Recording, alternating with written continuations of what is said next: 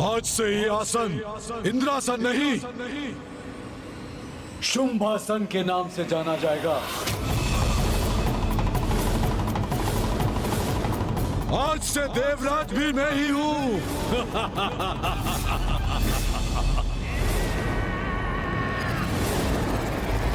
देवराज शुंभ की, देवराज शुंभ की, देवराज शुंभ की, देवराज शुंभ की। सबका सम्राट हूं मैं, छल से नहीं तो बल से सही। जो प्राप्त करना चाहता हूं उसे प्राप्त कर ही लेता हूं मैं।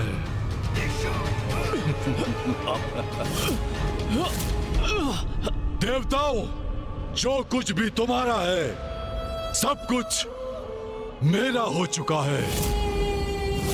छीनकर किसी वस्तु को प्राप्त करने में जो परम आनंद मिलता है उसका वर्णन तो असंभव है ना?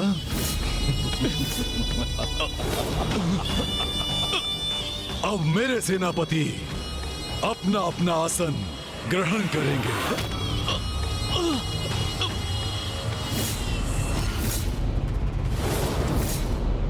अब स्वर्ग मेरा, स्वर्ग की संपत्ति मेरी, तो अमृत भी मेरा ही हुआ ना? क्यों इंद्रदेव?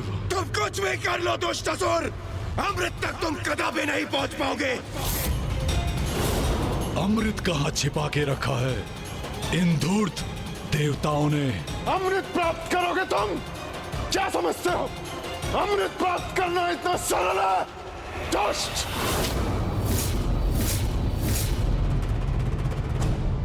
रस्सी चल गई पर बल नहीं गया। तुम सभी देवताओं को मैंने स्तंभ पर बांध रखा है, लेकिन अब तक तुम सभी का अहंकार नहीं मिटा। महाराज शुंभ, इस व्यर्थ के वार्तालाप का अब कोई लाभ नहीं।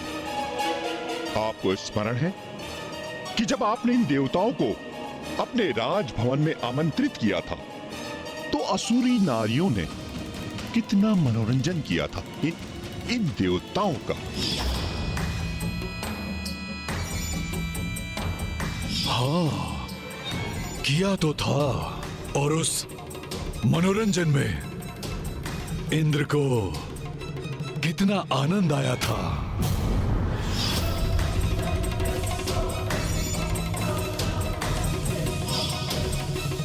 अब हम स्वर्ग में हैं, इसलिए उचित नहीं होगा देवराज कि स्वर्ग की नारियां भी हमारे नवीन महाराज के लिए नृत्य गायन का आयोजन करें।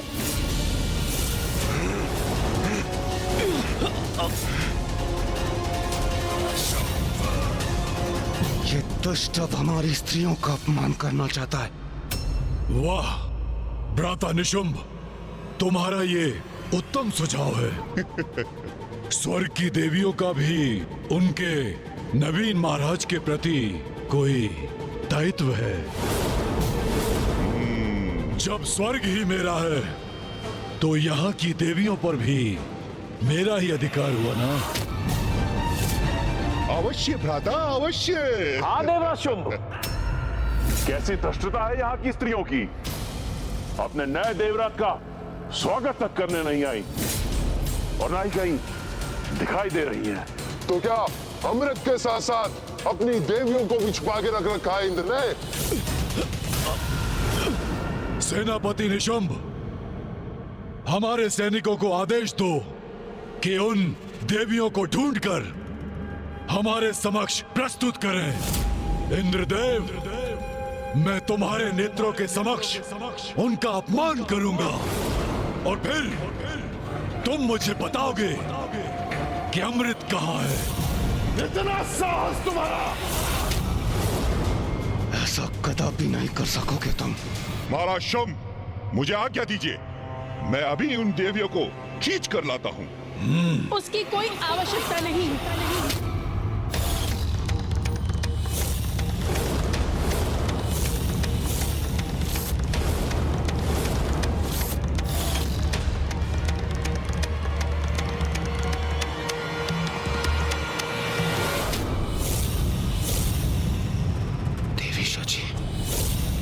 देवी सची, देवी सची यहाँ क्यों आ गई? देवी सची!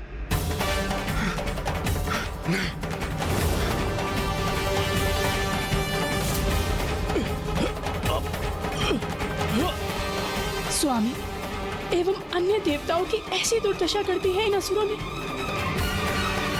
इस दुष्ट के जाल में फंसने के लिए आप यहाँ क्यों आई है देवी सची?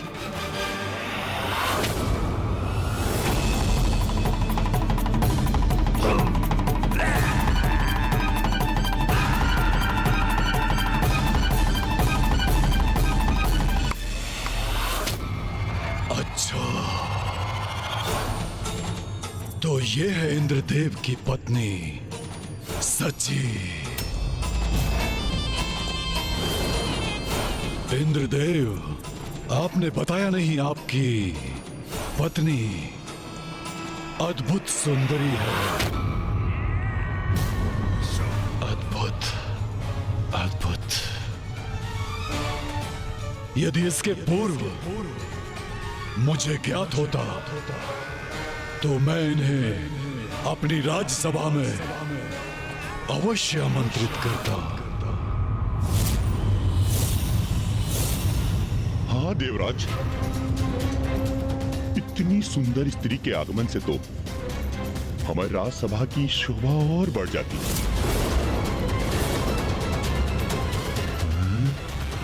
दुष्ट असुर, शांत हो जाओ। देवी सची, इस दुष्ट के मुख से मैं आपके प्रति ऐसे वचन कदापि नहीं सुन सकता। आप चले जाइए यहाँ से, जाइए। अरे रे रे रे, कैसे चले जाएंगे आप?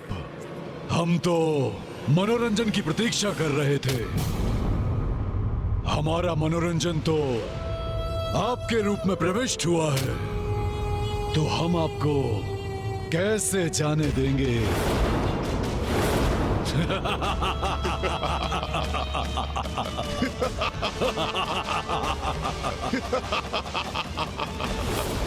दंभी असुर, स्वामी एवं अन्य देवताओं को मुक्त करो।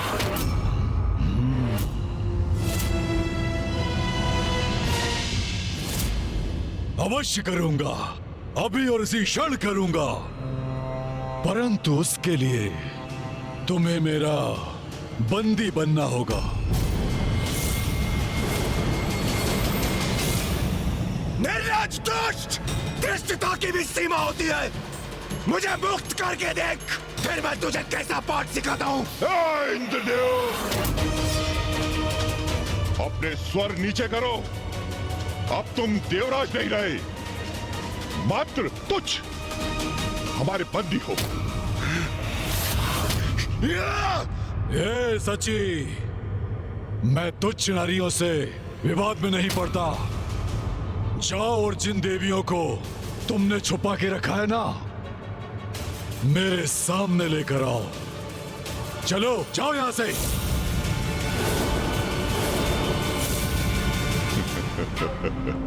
उचित आदेश दिया है देवराज शुम्ने से। क्या हुआ गणेश?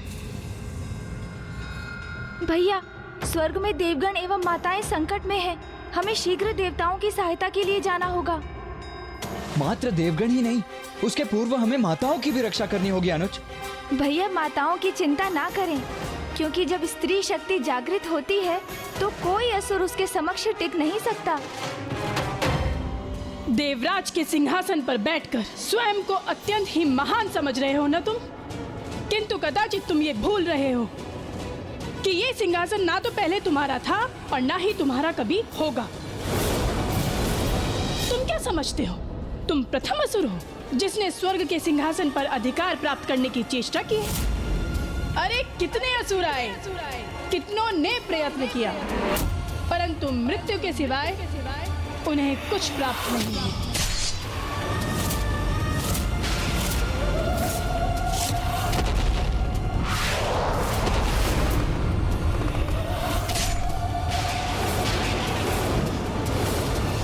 अपने पूर्वजों से कुछ नहीं सीखा क्या तुम असुरों ने? आनंद आता है क्या बार बार पराजित होने में? कितनी बार पराजय हुई तुम्हारी, किंतु समझ में नहीं आया तुम्हें कि स्वर्ग पर तुम कभी अपना अधिकार स्थापित नहीं कर सकोगे।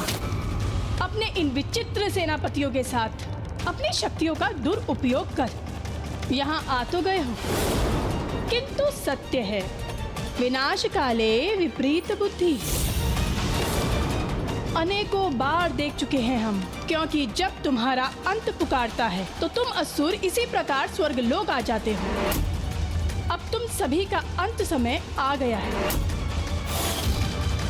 माँ महाशक्ति तुमसे इस प्रकार का व्यवहार करा रही है ताकि वो यहाँ आकर तुम सभी का वध कर सके।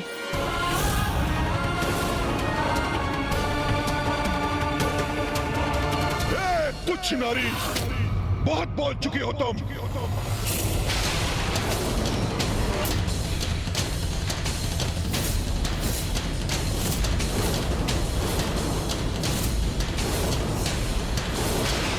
बहुत कहा, अभी तो मात्र आरंभ है।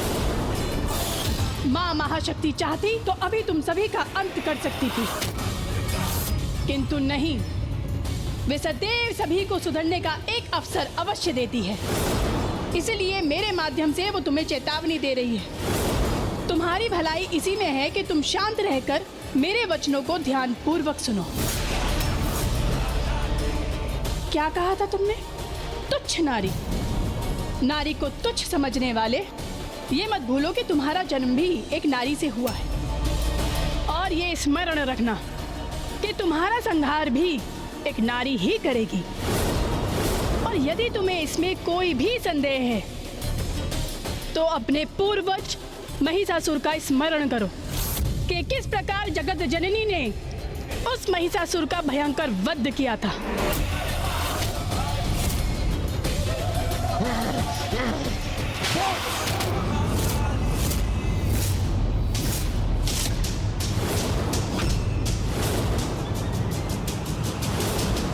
इतना दुस्साहस तुम्हारा! हे नारी, इस अनर्गल प्रलाप से मेरा समय व्यर्थ मत करो। मैं यहाँ तुम्हारा प्रवचन सुनने नहीं आया हूँ। देखो ऊपर देखो, तुम्हारे देवता किस तरह बंधे हुए हैं। देखो, चारों ओर दृष्टि घुमाकर देखो।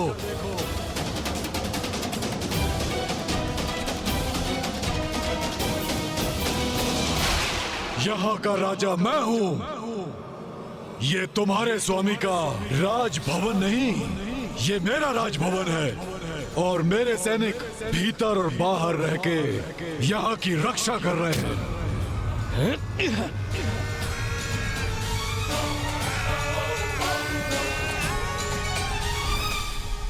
अब मैं हूँ देवराज, किंतु तुम चिंता मत करो। देवरानी के पद पर तुम ही स्थित रहोगी।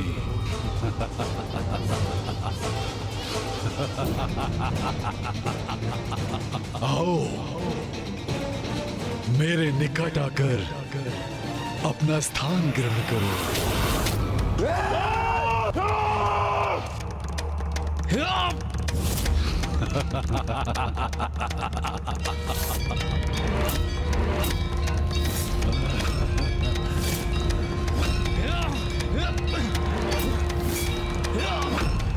वाह वाह, बड़ी सौभाग्यवती है देवी शची। इतना कुछ होने के बाद भी महाराज शुंभ ने अपने निकट बैठने की अनुमति दी है आपको। अरे जाइए देवी, अपना स्थान ग्रहण कीजिए, जाइए।